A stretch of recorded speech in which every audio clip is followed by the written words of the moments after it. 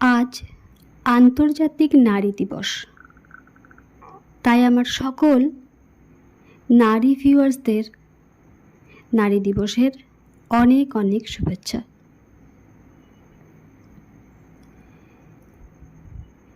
গল্পকথার আসরে আপনাদের সকলকে স্বাগত। আজ আপনাদের জন্য উপল পাত্রের লেখা গল্প কুবেরের সঞ্চয়।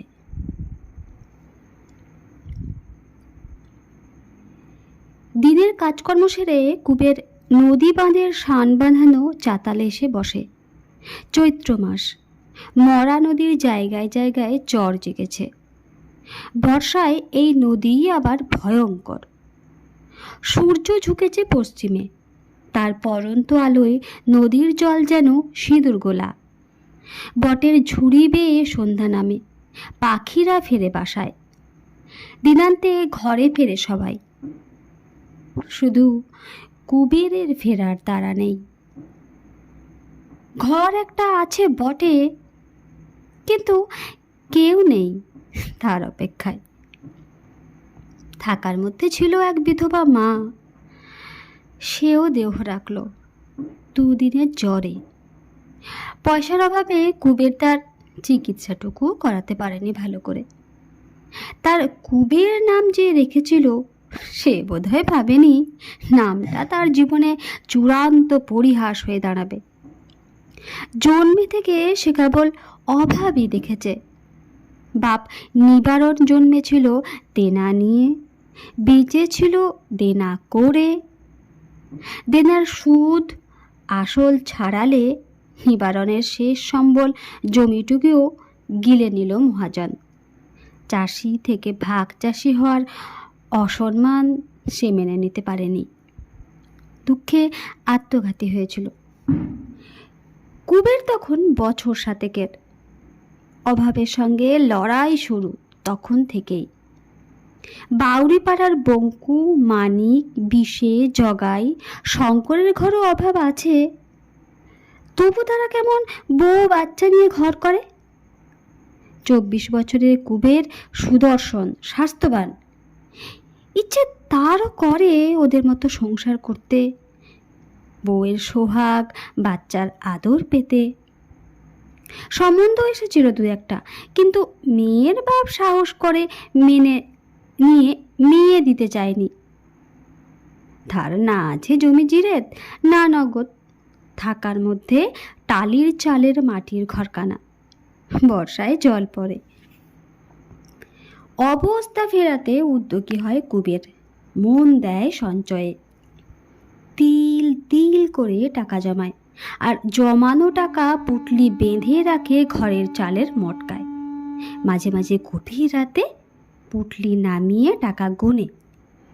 পোস্ট অফিসে বই করতে বলেছিল অনেকে, তাতে নাকি জমা টাকার উপর বাড়তি সুদ মেলে, টাকাও নিরাপদে থাকে। রাজি হয়নি কুবের। নামটা সই করতে পারলেও টাকা জমা তোলার কাগজ ভরতে কানাই সামন্ত সাহায্য লাগে। ও বেটা জমা তোলা লেনদেনের সপ্রতি 5 টাকা দস্তুরি নাই। সুদের টাকা দস্তুরিতে গেলে আর লাভ কি? দরকার নেই সুদের, আসলটা ঠিক থাকলেই হলো। কুবের লোকের জমির ভাগে চাষ করে, অবসরে ঝুড়ি চুপ্পি বানিয়ে মেলায় মেলায় ঘুরে 2 পয়সা রোজগার করে। ভেবেছিল এভাবেই জীবনটা কাটিয়ে দেবে একা একা। কিন্তু উপরওয়ালার ভাবনা ছিল অন্যরকম। এইরকমই এক মেলায় দুর্গার সঙ্গে তার দেখা। মাটির পুতুল পট নিয়ে এসেছিল মেয়েটা। বছর 15-16 দুর্গা ঝর্ণার মতো উজ্জ্বল, চুড়ুইয়ের মতো চঞ্চল।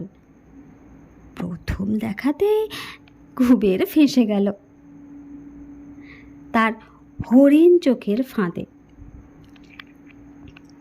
নাম কি? ঘর কোথা?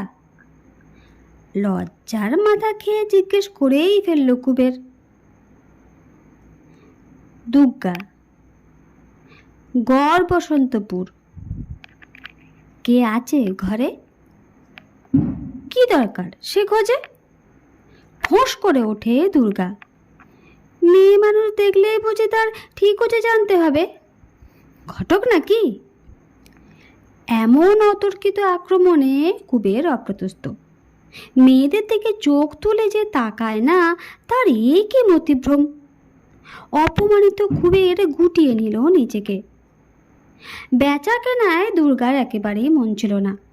কুবেরের পসরার পাশে নিজের পসরা সাজিয়ে সে মেলায় ঘুরে বেড়াতো নিশ্চিন্তে। খদ্দের আর জিনিসের দাম কুবেরকে জিজ্ঞেস করত। দাম জানলেও কুবের ঠোঁট উল্টে মুখ ফিরিয়ে নিত। ঘটক বলায় দুর্গার উপর রাগ পড়েনি তখনও। আবার খদ্দের ফিরিয়ে দিতেও খারাপ লাগতো তার। মনে হতো মেয়েটা তারই মতো গরিব, কিছু বিক্রি হলে তবু। দুর্গার রং ময়লা হলেও চোখ মুখ পরিষ্কার, শরীর স্বাস্থ্য ভালো, দোষের মধ্যে বড্ড তেজ। কুবের ওতেই মেজেছে।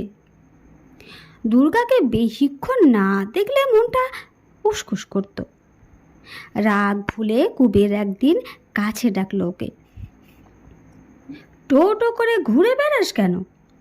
তোর খদ্দের ফিরে কি করব?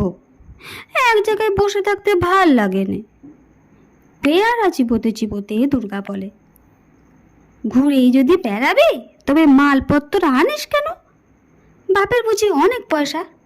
সুযোগ পেয়ে কড়া কথা শুনিয়ে গায়ের ঝাল মেটায় কুবের। দুর্গার হাসি মুখটা মুহূর্তে চুপসে যায়। দেখে মায়াও হয় কুবেরের।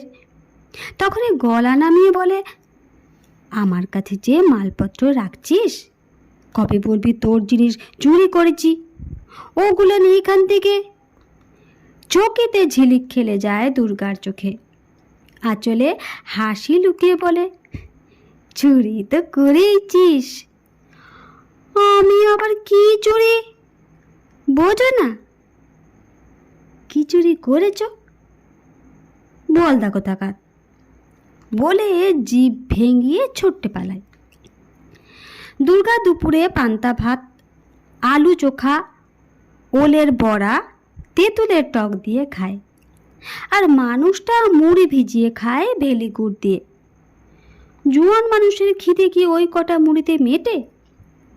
সারাদিন কত খাটাখাটনি যায়। বড্ড মায়া হয় দুর্গার। একদিন জিজ্ঞেস করে, চারটে ভাত আনিস না কেন? মুড়ি খেয়ে পেট ভরে? গরিবের মরা পেটের আবার ভরা না ভরা।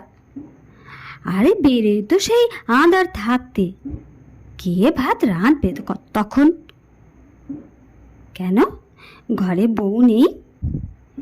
কথাটা বলতে গিয়েও আটকায় তার মুখে। সে শুধু বলে, ও। পরদিন থেকে দুর্গা বেশি করে ভাত তরকারি আনে। দুপুরে মাটিতে গামছা বিছিয়ে শানকিতে ভাত তরকারি পরিপাটি করে সাজিয়ে খেতে দেয় কুবেরকে।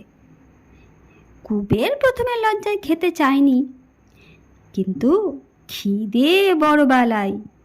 তার উপরে নোলায় জল আনা খাবার। লজ্জা শিখে তুলে চেটে পুটে খায় কুবের। কথায় কথায় দুর্গা জেনেছে কুবেরের কোথাও কেউ নেই। বেচারে হাত পুড়িয়ে রান্না করে। এতে কুবেরের উপর তার টান আরও বাড়ে।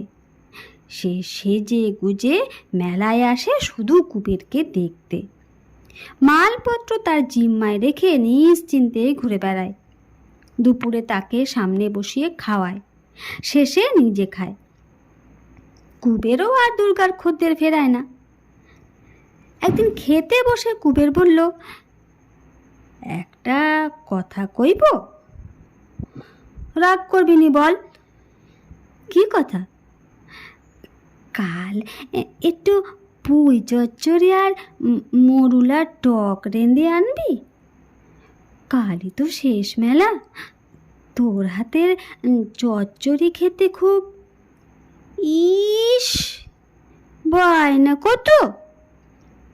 কপট রাগ দেখিয়ে দুর্গা বলল, আমার রান্না যদি এতই ভালো তবে। কথা শেষ না করে দুর্গা আর চোখে তাকায়। তবে কি বল? কিছু না, তুই খা। বলবি না তো? তবে রইল তোর খাওয়া। রাগ দেখিয়ে উঠেই পড়ছিল কুবের, তাকে হাত ধরে বসালো দুর্গা।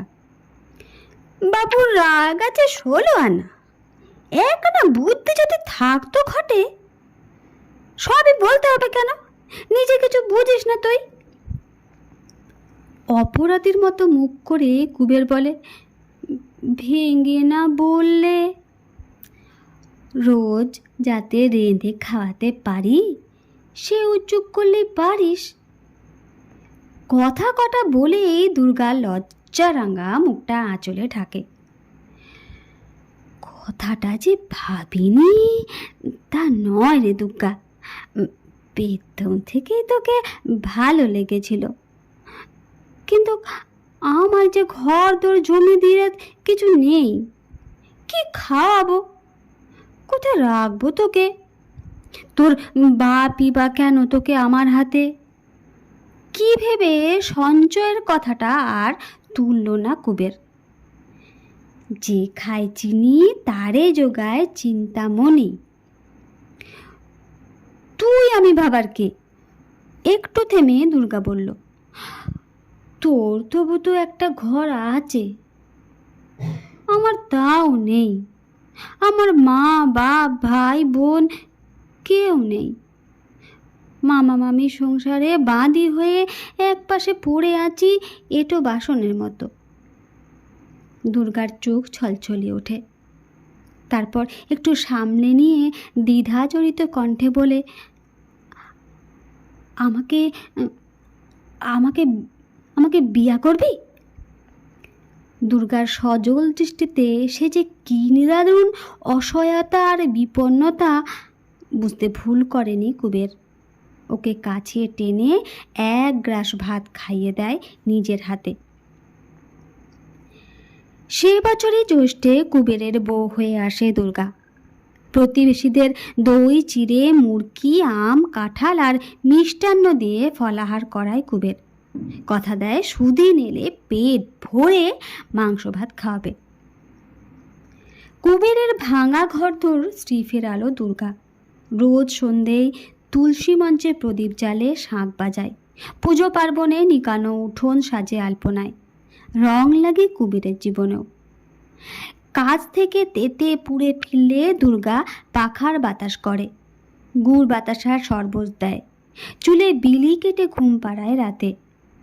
কুবের এখন কাজের শেষে ঘরে ফেরে। দুর্গার মিশুক স্বভাবের জন্য প্রতিবেশীরা সহজেই তাকে কাছে টেনে নেয়, সই পাতায়। আসনে ফুল তোলা, রকমানি চুল বাঁধার কৌশল মেয়ে বউদের শিখিয়ে দেয়। মজার হেয়ালি বলে, বলো তো, আমি চলি সারাক্ষণ, তবু আমি একই জায়গায় থাকি, আমি কি? পারলে না তো? ঘড়ি। কুবের তার দুর্গার মুখে হাসি ফোটাতে দিন রাত পরিশ্রম করে। গয়রামের চালকলে দৈনিক মজুরিতে একটা কাজও জুটিয়ে নেয়। বাড়তি কিছু টাকা আসে হাতে। সঞ্চয় বাড়ে, বাড়ে সাহসও। কিন্তু তাকে কাছে পায় না বলে অভিমান হয় দুর্গার। আবদারে সুরে বলে, তোমায় অত খাটতে হবে না, থাকো না একটু আমার কাছে। দুর্গাকে বুকে টানে কুবের। কোলে তোর খোকা আসছে না? সংসার বাড়ছে, বসে থাকলে এখন চলবে? পাড়ার সবাই ধরেছে খোকার মুখে ভাতে মাংস ভাত খাওয়াতেই হবে, সেটা মেলা খরচ। কুবেরের গলা জড়িয়ে দুর্গা বলে, খোকা হবে জানলে কি করে? আমার যে খুব খুকির শখ, তাকে বেশ সাজাবো। ধুর পাগলি, ও সব ভগবানের দান, যা দেয় মাথা পেতে নিতে হয়। ওর কপালে চুমু দিয়ে বলে, ছাড় এখন, মেলা কাজ পড়ে আছে। দিন যায়, ডিম ভরা পুঁটি মাছের মতো স্ফীত হয় দুর্গার উদর। সইরা সবাই মিলে তাকে স্বাদ খাওয়ায়, নতুন কাপড় দেয়। মালতী রোজ তার গায়ের দুধ খাওয়ায়। আশা সনকরা নদীর মাছ, টাটকা শাক পাতা জোগাড় করে আনে। বাতাসি টক ঝাল আচার করে দেয়। রাত গভীর। দুর্গা ঘুমোচ্ছে অঘরে। কুবের চালের মটকা থেকে টাকার পুটুলিটা নামায়। টাকাগুলো গুনে 4,320। মন ভরে ওঠে খুশিতে। বহু কষ্টের সঞ্চয়। খুব বিপদে পড়লে তবেই এতে হাত দেবে। গোনা হলে পুটুলিটা মটকায় তুলে আলো নিভিয়ে শুয়ে পড়ে। মাঝরাতে হঠাৎ দুর্গার মা গো চিৎকারে ঘুম ভেঙে যায়। কি হলো রে? খারাপ স্বপ্ন দেখছিস বুঝি? ও কি যেন কাটলো পায়ে, জ্বলে গেল। তাড়াতাড়ি আলো এনে ঘরের চারদিকে আতিপাতি করে খুঁজল কুবের। তেমন কিছু নজরে এলো না। মরে গেলুম, এখানটায় বড্ড জ্বালা। কুবের দেখল দুর্গার গোড়ালির উপরে ছুঁচ ফোটানোর মতো দুটো রক্তবিন্দু। বুঝতে বাকি রইল না। চিৎকার করে জড়ো করলো পড়শিদের। মেয়ে বউরা দুর্গাকে হাসপাতালে নিয়ে যাওয়ার পরামর্শ দিলেও পুরুষেরা ছুটল বিদ্যাধরের খোঁজে। গায়ে বিদ্যাধরের মতো ধনন্তরী থাকতে কুবের কেন হাসপাতালে বাড়তি করে গুনতে যাবে? কুবেরও তাই ওঝাতেই সায় দেয়। ভবিষ্যতের সঞ্চয় বাঁচিয়ে রাখতে হবে, আরও বড় বিপদ আসতে কতক্ষণ। বিদ্যাধর বিস্তক ঝাড়ফুঁক করে তাগা তাবিজ কষে বাঁধল। আর ভয় নেই গো, মা বিশ্বহরীর কৃপায় বিষ নেমে গেছে। রোগীকে শোয়াবে নে, সারা রাত বোস কইরে রাখো। দুর্গা যন্ত্রণায় কাতরায়। সইরা মাথায় হাত বুলিয়ে দেয়, বাতাস করে। ভোরের দিকে তার মুখ থেকে গাঁজলা বেরোতে থাকে। শুরু হয় খিচুড়ি। বেগতিক দেখে সবাই ওকে নিয়ে ছুটে হাসপাতালে। কিন্তু ততক্ষণে অনেকটা দেরি হয়ে গেছে। দুর্গাকে দাহ করে শ্মশান থেকে কুবের যেন কোথায় নিরুদ্দেশ হয়ে যায়। বছর ঘুরে কুবেরের দেখা নেই, শুধু পড়ে থাকে পরিত্যক্ত ভিটেটা। সপ্তাহভর টানা বৃষ্টিতে ফুঁসছে নদী। মানুষকে সরানো হয়েছে নিরাপদ আশ্রয়ে। এক রাতে নদীর কুল ছাপিয়ে হু হু করে বন্যার জল ঢুকলো গায়ে। জলের তোড়ে ভেসে গেল কুবেরের ঘরের চাল।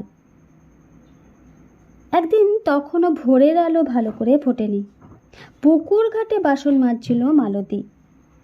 কুবেরের পোড়া ভিটেই কার যেন নড়াচড়া নজরে এলো। একটা কঙ্কালসার মূর্তি কিছু যেন খুঁজছে। চুল দাড়িতে ঢাকা মুখটা আবছা আলোয় দূর থেকে ভালো ঠাওর না হলেও কেমন যেন চেনা চেনা লাগলো তার। তবে কি এতদিন পরে? উত্তেজিত মালতী বাসন কোসন ফেলেই ছুট লাগালো পাড়ায় খবর দিতে।